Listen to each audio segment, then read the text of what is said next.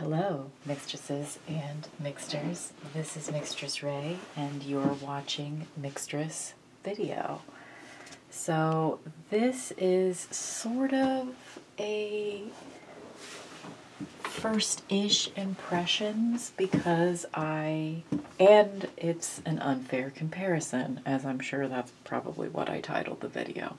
So this is an unfair comparison between traditional Loteria cards and the Loteria Remedios Oracle by Zelena Gonzalez. I don't know if Zelena is the right way to say that. Possibly not. So yeah, but this is also just going to be like a late night, chatty, quiet, vibey video, I hope. Just so you know, it is technically, is it after midnight yet? Yes, it is after midnight. So it's technically July 3rd, and I do live in a small town in the middle of the United States. So there could be a stray firework sound here or there, potentially. Although technically there shouldn't be any more firework sounds tonight. Okay, so a little bit of story time first, I guess. For those of y'all that do not know me,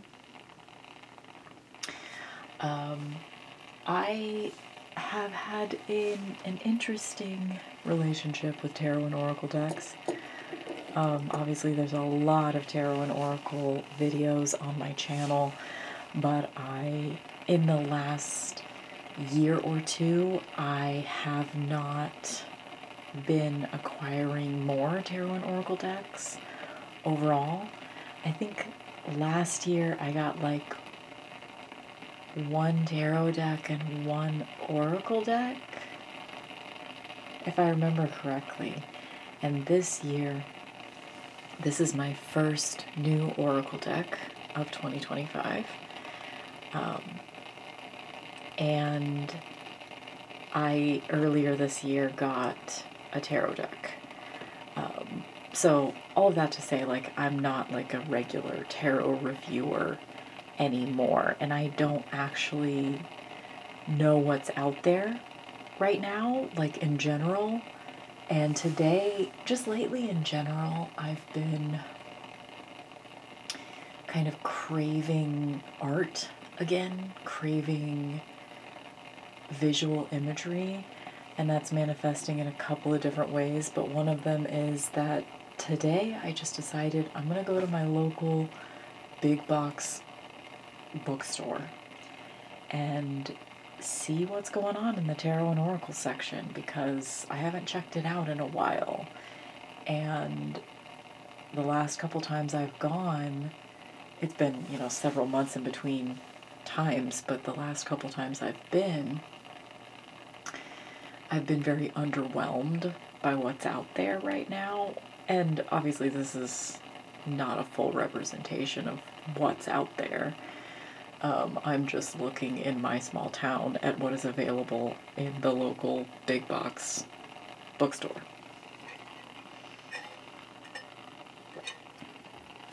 But I went today, and I had time to just sort of luxuriate and look. I think I looked at every deck they had.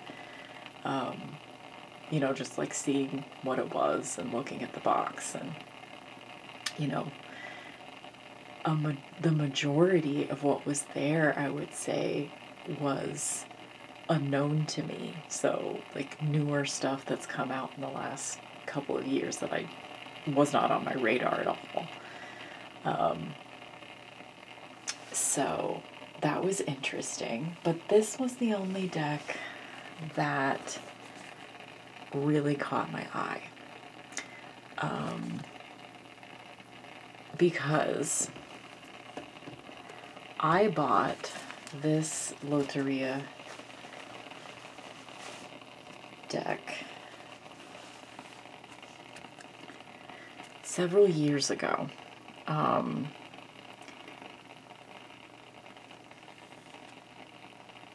And I actually don't know, like, this looks like the traditional art, but there are many different depictions. Anyway, I bought this deck. I am a white girl, as you could probably guess. I bought this deck several years ago because I wanted to use it as an oracle.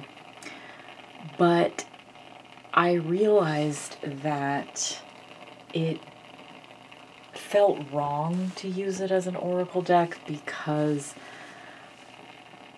I would expect that if you grow up as a Latinx person,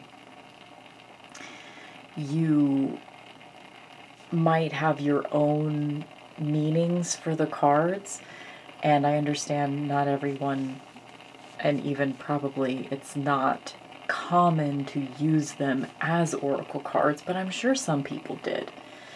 And I didn't want to like make up my own symbolism when there are things that I potentially don't understand, you know, because I'm just a white girl. So I, you know, of course I could just play around with doing readings for myself privately, but I definitely just didn't really get anywhere with that. So these cards were actually just sort of set aside. I just hadn't ever used them. But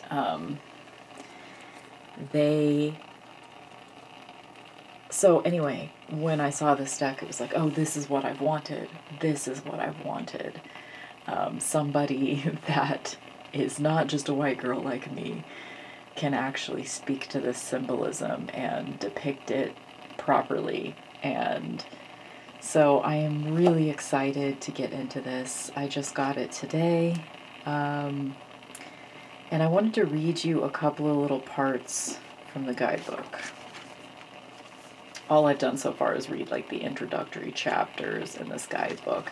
And I guess I didn't know about it at all, but this was like an independently published deck for a few years, and then it just came out last year on Hay House. So that's how I got it, since it was in just a local store.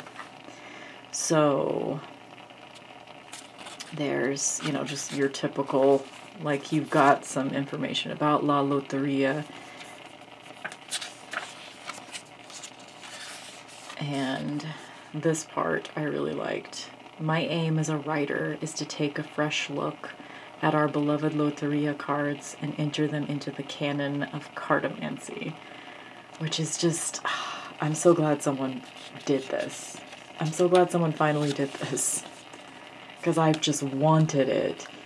And yeah, anyway, if you are new to oracle decks, some of y'all may know I kind of nerd out on sort of, in guidebooks, I want the ideas expressed like to the reader to be pretty open-ended. You know, I don't want them to be saying things like, you need to shuffle a certain way, or you need to do this. And like guidebooks like that irk me. But this one, I like the writing so far. I have not really read many of the card descriptions yet, but the writing in the introductory chapters just is very easily accessible, and I don't know, it feels real. It feels authentic. It doesn't just feel like regurgitated, sappy crap that you see in every oracle guidebook. If you are new to oracle cards, I suggest entering this process with a light heart and an open mind. Read these Remedios as you would a higher thought, a horoscope, or even a fortune cookie. If the reading offers you clarity and peace, then hold on to it. If it does not resonate with you at all, then leave it. The deeper value of these Remedios is that they ask you to access the wisdom and light within you. Healers, spiritual guides, and psychics can prove helpful in many cases, but I firmly believe we each carry the answers to our own problems. Deep down, we know our truth and hold the power to heal our own minds and bodies. None of us is everlasting, so this is not to say we can outrun misfortune or death, but we can make life a little more magical and enjoyable by tapping in to our own hard-won wisdom and that inherited from our ancestors. So I'm just like overjoyed to use this, because I really did today kind of go into, I was going to the bookstore, specifically to look at tarot and oracle decks, and in particular, I have been craving a new oracle deck. And I feel like this was just, I might be a little overexcited, but this feels like I was meant to find it today. And I also, this is just a silly little personal note, but Michael recently gave me, like in the last 6 months or so, is what I mean by recently, because I'm old. Recently he gave me this old, gift card to this particular bookstore that he found, and it turned out it had like $5 left on it, and it's like so old. Like, it's probably, like, no joke, at least 10 to 15 years old. And so, and I've just had it. He's like, do you want this? I never go to this bookstore, so I got to use that as sort of a $5 off coupon. So I got this deck for like about $20, and that's a pretty reasonable price for my budget. So anyway, let's do the unfair comparison. I think I'm going to try to pronounce the titles of the cards. Don't make fun of me too much. The Rooster. No, I'm kidding. El Gallo. Gallo. I love the symbolism that is interpreted and in some cases added in the oracle. But I also love the art style of the old cards as well. El Diablito. Diablito. So good. La Dama.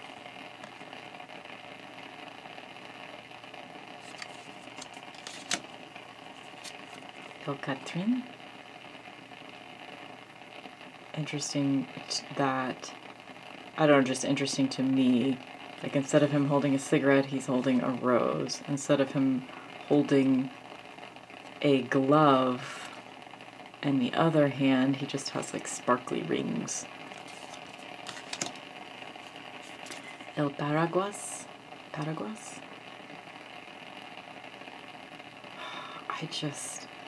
You can definitely see that the artist, hold on, what's the artist's name? Jose Sotelo Yamasaki, who is Latino and also of Japanese descent, I think. It seems like, it's pretty obvious to me, with my limited understanding of Mexican folk art, that, like, definitely that is an influence on his art style in this deck, which makes perfect sense. It's just, I'm so excited. La Serena. I'm a little sad that, like, there's not nudity. This immediately made me think, and this is just me making an assumption based on my limited knowledge of things in general, but because, like, YouTube in particular, and just like social media sites in general, have gotten more strict about, like, cracking down on nudity that, like, I wonder if this choice was made for that reason. I don't know. So, you know, I love boobs, so it's sad that they're not here, but I think the spirit of the card is still very much here, you know. And again, there's just so much symbolism that you can work from without even looking at the guidebook.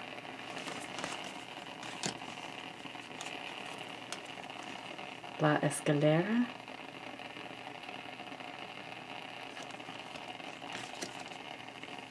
La botella. Botella? Botella?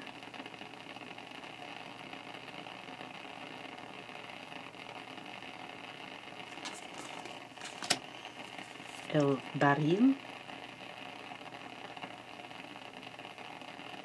At first glance, when I was doing this earlier by myself, I was like, why did they lose the colors of the Mexican flag? But they didn't. It's a gradient in the background. I'm sure you can see that easier than I could at the moment. But at that moment. El árbol.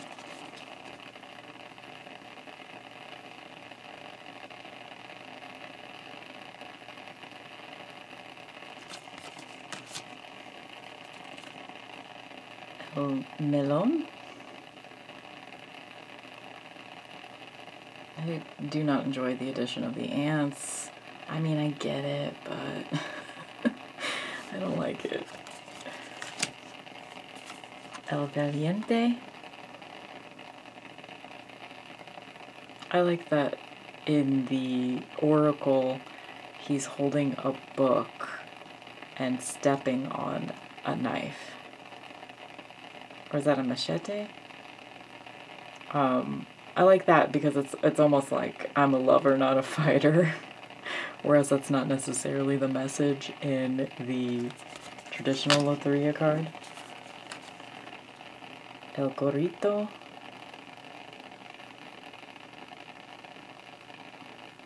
And in many cases, I would say the imagery in the oracle deck is more Mexican, you know what I mean? Like, this is a very, like, Victorian looking bonnet over here.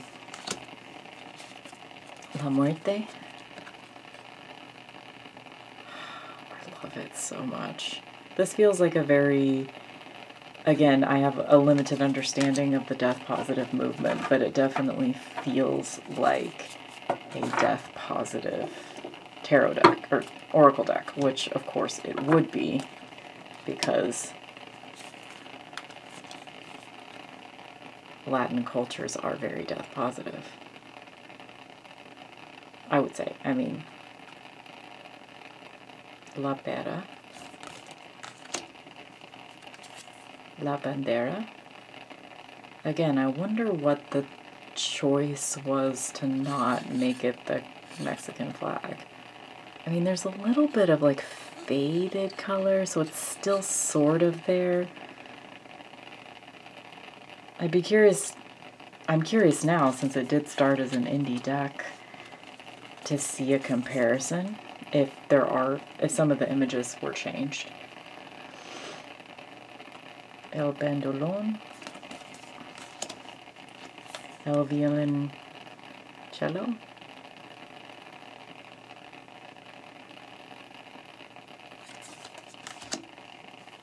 La garza.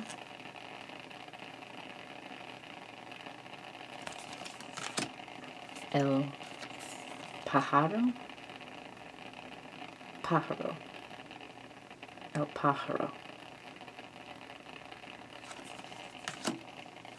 La mano. Oh, look at this. It's so good. I am really loving the art overall. La bota.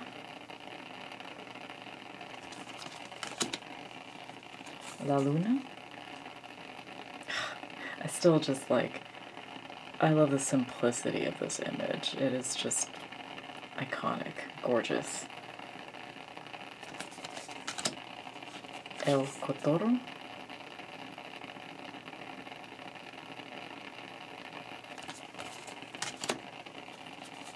El Borracho. I like the depiction in the Oracle because it feels a little bit more respectful. Like, it feels a little bit more like it engenders more sympathy. And, of course, you've got the lifeline that he could reach for. Whereas this one is just like, I don't know. This one, the depiction, the artist depiction, just to me is like, I'll laugh at the sad drunk person, you know?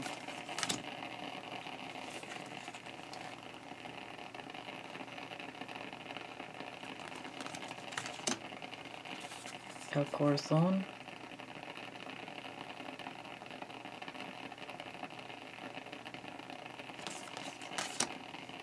La Sandía.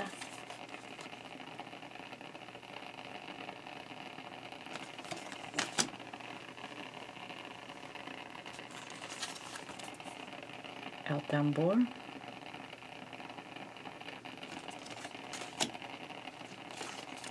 El Camarón. The Shrimp. Las Aras.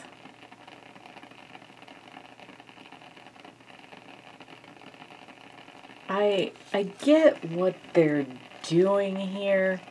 However, I love this image just because it's, again, the simplicity.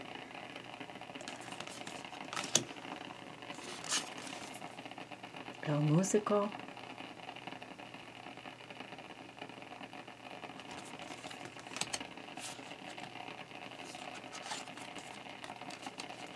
El Araña. La Araña.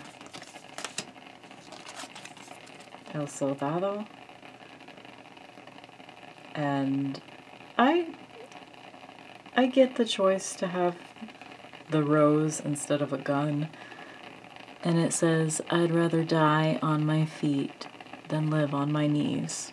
And the peace sign and the anarchy symbol, like,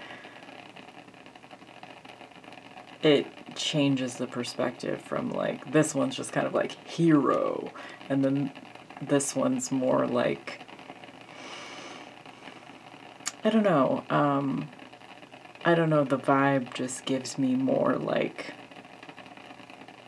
you see the situation this person is in, more so than like, I don't know, this one feels like propaganda to me, I don't know.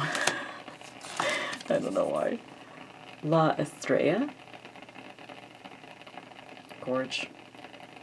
Gorge. Both of these images. El Caso. I mean, are you kidding me? It's breathtaking. It's just breathtaking. El Mundo.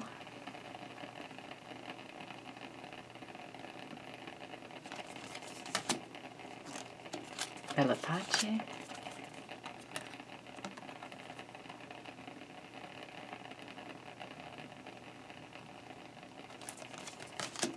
El Nopal.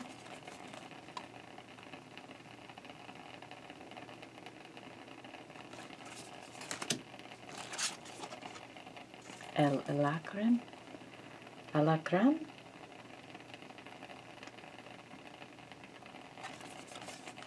Interesting to have, I don't know, like a shrimp and a scorpion. It's just interesting, the depictions of like, there was something else in the guidebook that, what did it say? It was in the like introduction to La Loteria cards in general. Let's see.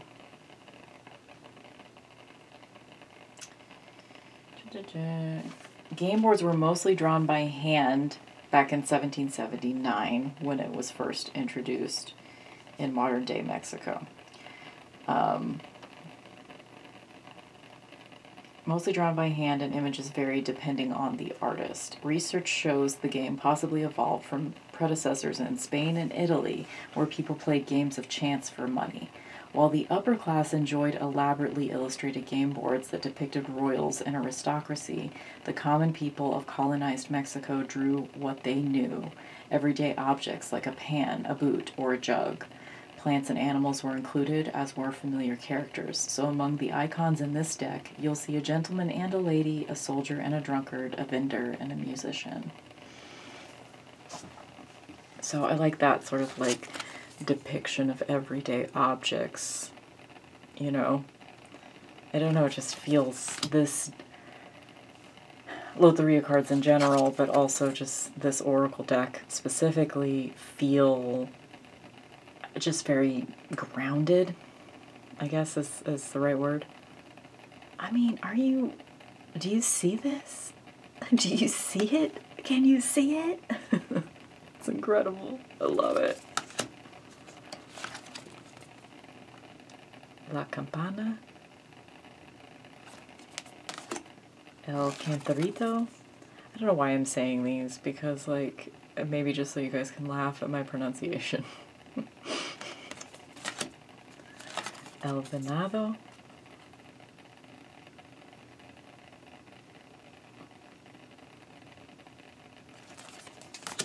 El Sol.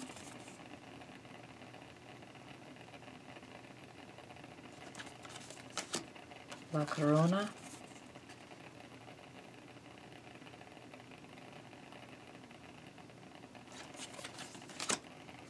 La Chalupa. And this, like, gorgeous, like, gateway in the background. I kind of want to see if the guidebook, from what I've seen so far, the few entries I've looked up on my own, like, it's not going too far into, like, the visual symbolism, but I'm going to set that one aside just to look it up here in a second. El Pino. Oh, these fucking Woodwicks, you guys. I don't think I'm going to be buying them again. Sometimes they're, like, too crackly, and then they just go out so much. Anyway. El Pescado.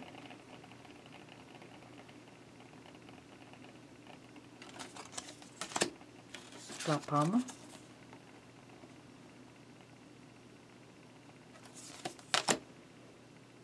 You bastard. You limey bastard. La Maceta.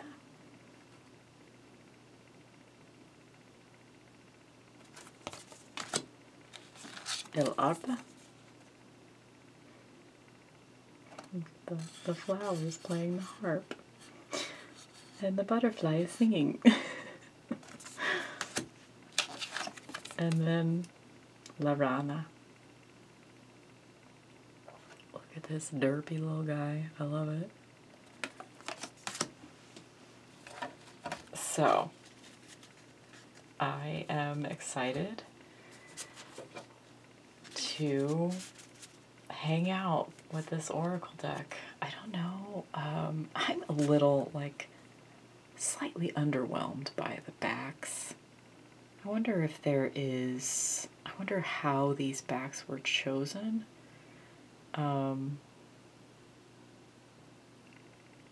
Because if this is like a traditional Loteria backing that has been used a lot, then I would shut the fuck up. But to me, it just seems a little boring when you could use some color.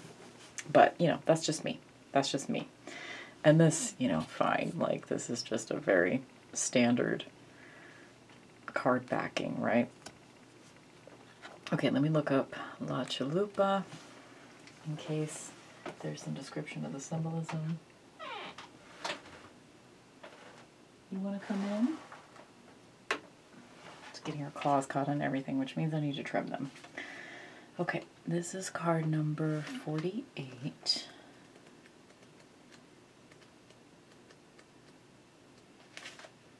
The boat.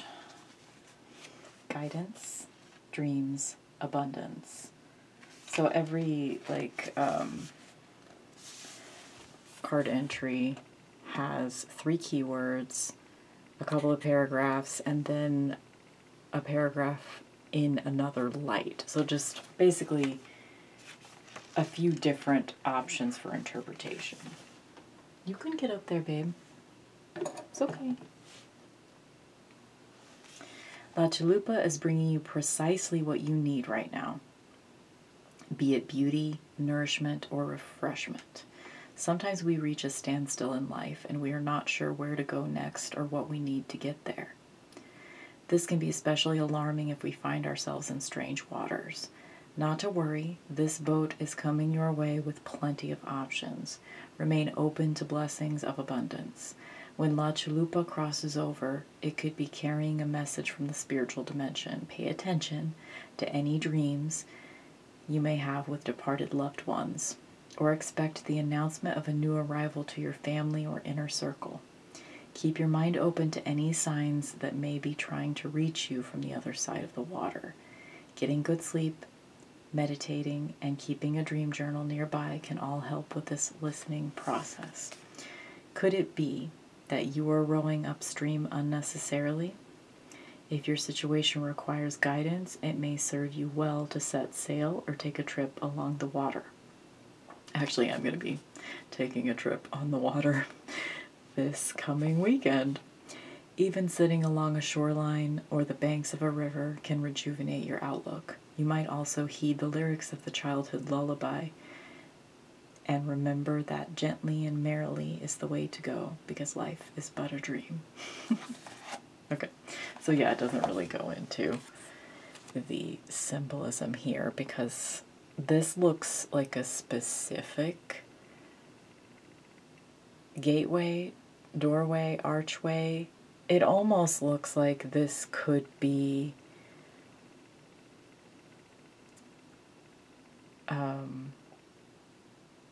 I don't know, from a particular type of celebration, you know? Anyway, this is just my white girl of not knowing, my white girl self not knowing what it is, but obviously it's some sort of spiritual gateway. And you are being offered all of this gorgeous abundance and the transportation to get where you need to go. Like, I feel like every card has that. I mean, I guess sometimes it is just simply a palm tree, but you do also have, like, wind. You have the, like, little directional wind going on there. Anyway, this was a very surprising purchase today. Like, I just was not expecting, you know, I kind of went in wanting to find something, you know, but I absolutely did not settle. I was very excited to try this, and it went well. And, you know, I will say, okay, so I'm in the store. Of course, you can see the front of the box, so I could see this imagery here. And it looks intriguing, you know. But, you know, whenever you're trying to decide if you want to buy something and you're looking at the back of the box, there were, like, price stickers covering those 2 cards. So all I could see were these 2 cards. That's it. And the front of the box. And because I'm a dumb phone girl these days, I did not have access to the internet while I was at the store in order to, like, because I used to, like, just look up flip-throughs on my fucking phone while I was in the store, you know? I used to do that. But I couldn't, so I was taking a chance. Because sometimes the boxes are open at the bookstore, and there were several decks today that I was able to actually flip through. Because somebody else had already opened them. In one case, there was an Oracle deck that years ago, when it first came out, I went to that store and I took the plastic off so that I could look at the cards. And then I was like, oh God, I don't want this. So I just put it back on the shelf. And they still had a copy at the store. It could very well be the one that I took the plastic off of. I do that sometimes. Yeah, I know. That's probably a consumer culture faux pas to do a thing like that. But I do. Wouldn't do it at like a local mom and pop bookstore. But I will do it at a big box store every once in a while. But I did not do that today. Anyway, I guess I could like talk about the cardstock. I mean, if y'all are still regularly buying tarot and oracle decks, you know what Hay House is doing with their cardstock these days. It's tolerable. Like, it's matte but not sticky matte. It's thick but not completely unflexible. I don't hate it. It's going to be perfectly serviceable.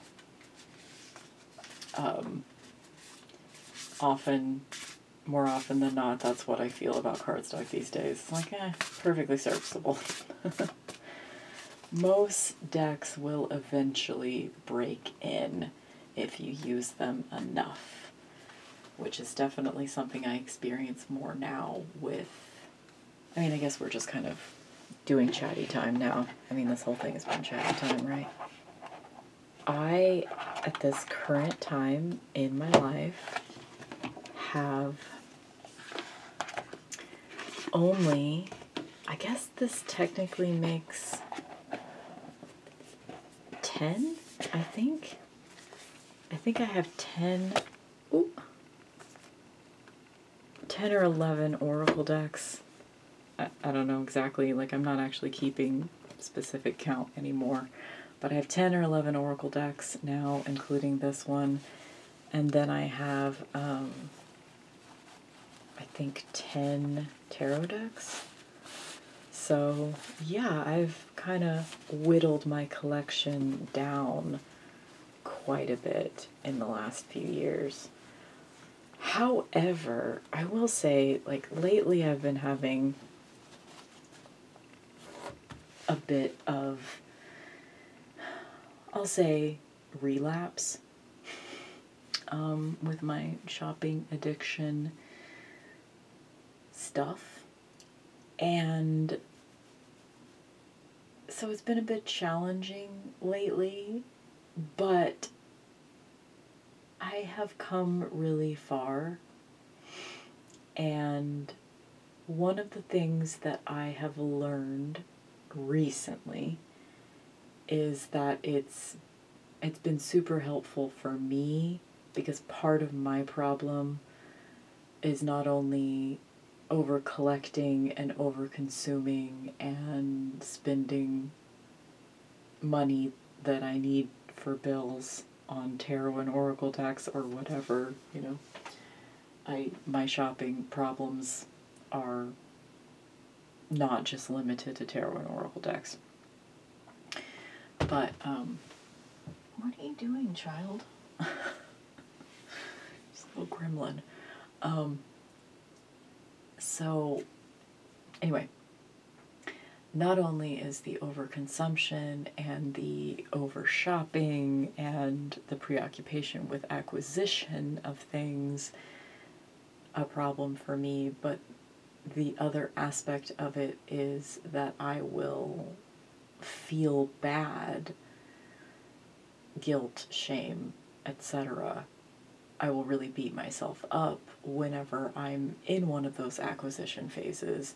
And so in order to make myself feel better, I will mass eject things from my life. So because of that cycle of overconsumption, over-ejection, overconsumption, over-ejection, I many times not just once, twice, 3, 4 times. I have many times gotten rid of a tarot or oracle deck only to acquire it again later. And that, there's a door that she can't open. You know how cats hate doors they can't open. You're okay. You can continue being a gremlin. You're fine. Anyway, so I somewhat recently, this was a few months ago, I probably even talked about it on this channel, but somewhat recently, what does that mean? I don't know, time, 6 months ago, something like that. I, instead of doing like a purgatory box or something like that, I mean, essentially it still is that.